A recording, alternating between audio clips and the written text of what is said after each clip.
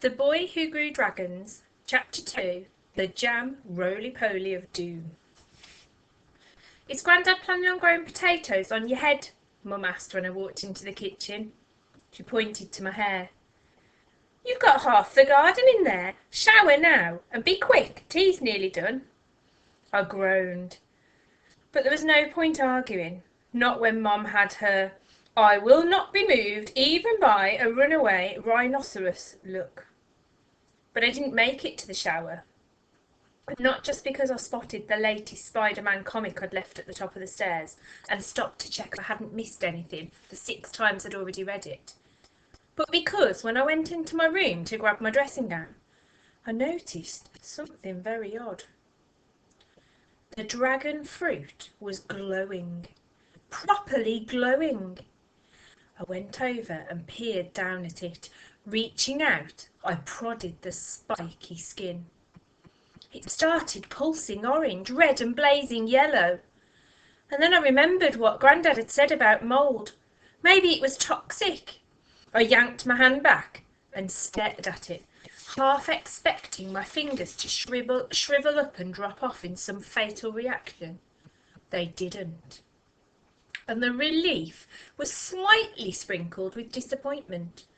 Not because I wanted my fingers to fall off, but because when you've read as many comics as me, you can't help but hope that you might just absorb some superpowers when this kind of thing happens.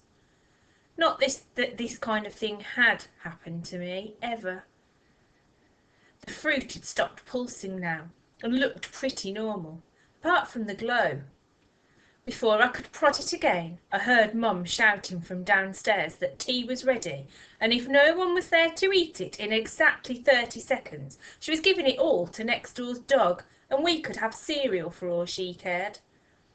I might have taken some notice of this if the neighbours actually had a dog, which they don't, just a ferret, and a fussy one at that, so I doubt it'd eat Mum's lasagna anyway.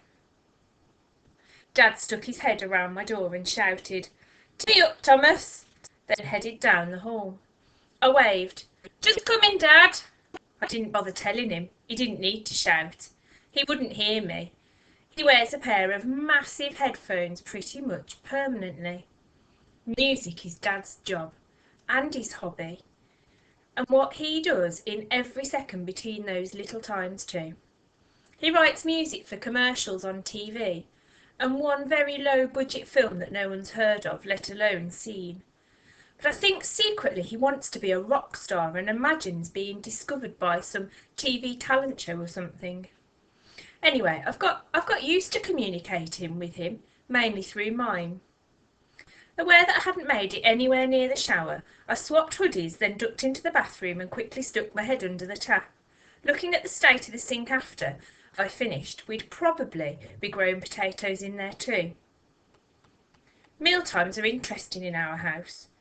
Not because we talk about interesting things or anything like that, but because of my not yet 3-year-old sister Lolly. In particular, watching my parents trying to field the flying food and make sure some of it at least goes in Lolly's mouth. Plus, since it's the only time Dad doesn't wear headphones or isn't plugged into his keyboards, Mum seems to feel she has to make the most of it by talking non-stop at about 100 miles an hour. No one could possibly process the amount of information she churns out in between mouthfuls. In fact, I'm pretty sure Dad is actually composing tunes in his head while she's talking, and the nodding Mum takes for his agreement is just him keeping time. After Mum wiped the lasagna that Lolly had generously shared with the floor, she brought out dessert. She's working away through a cookbook Nana gave her last Christmas called Great British Puddings. That night it was jam roly-poly and custard. Well, lumps of custard. "The roly-poly's a bit flat," she noted as she offered it to us apologetically. "It's meant to be a nice spiral of dough and jam, you know, rather than splodge." She was right. It looked as if someone had sat on it, and that wasn't unusual. Mum is a vet, you see, and although she can wrestle an uncooperative Doberman into a head cone, she can't seem to wrestle pudding's ingredients into anything that resemble cakes. despite all the shows she watches on TV. Of course, that could have had something to do with her leaving out half the ingredients to make it healthier. Sugar-free cake is not cake in my book, but being bombarded with shows about producing the perfect pudding, while at the same time being programmed to make sure everyone eats their five a day of fruit and veg, makes desserts more difficult for Mum than for the rest of us. I wanted to say something nice to make her feel better, but I'm not great at lying. Dad was staring out of the window, humming under his breath. I needed to step in quick before I blurted out something that would probably end up making Mum hurl the whole dish at the wall, which was not necessarily a bad idea. Just then, Lolly grabbed a piece and stuffed it into her mouth and then spat it out. Mum looked horrified. We watched as Lolly picked up another piece, unravelled the dough and happily started licking the jam out of the middle. "See, Lolly likes it," I spluttered. Mum didn't look convinced, so I dived for a piece and started making what I hoped were believable yummy noises. Mum sighed and just said, "Can't you call her Charlotte for once?" "She likes being called Lollybob, don't you, Lollybob, Bobaloo?" I replied, still chewing a tasteless lump of dough. Lolly giggled and stuck out two jammy hands to me. "See," I said, finally managing to swallow the leaden ball of dessert. It lodged in my throat and I had to take an enormous gulp of water to get it down. Mum turned, and while she was wiping Lolly clean, I grabbed the rest of the jam roly-poly pudding from my bowl and stuffed it into my hoodie pocket. Thanks to my sister, I was going to be saved from eating any more. We stick together, me and Lolly, even without jam. Suddenly there was a loud thump from upstairs. Mum stared at the ceiling. "Whatever's that?" "It's probably just Tom messing with my stuff," I said. "The cat is like a furry wrecking ball," Mum moaned. "Go and sort your pet, Thomas."